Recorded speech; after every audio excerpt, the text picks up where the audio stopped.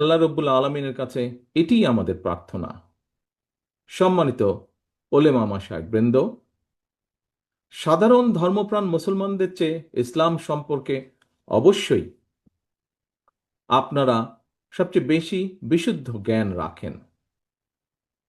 একজন বিশ্বাসী মুসলমান এবং রাজনৈতিক কর্মী হিসাবে ইসলাম সম্পর্কে সাধারণ মুসলমানদের যে মৌলিক জ্ঞান, সেই জায়গা থেকে আমার ধারণা, বা আমি বলতে পারি বলি, তাওহিদ, রিসালাত, আখিরাত, এই তিনটি বিষয় নিঃশর্ত বিশ্বাস স্থাপন ছাড়া কারো পক্ষে বিশ্বাসী মুসলমান হওয়া সম্ভব নয়।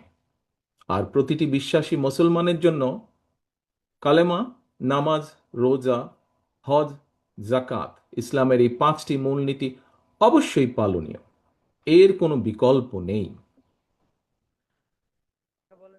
আমরা দেখতে পাই ইসলামের এই পাঁচটি বিষয় কিন্তু বিশ্ব মুসলিম উম্মার মধ্যে কোনো বিরোধ নেই, বরং সবার চূড়ান্ত ঐক্য রয়েছে।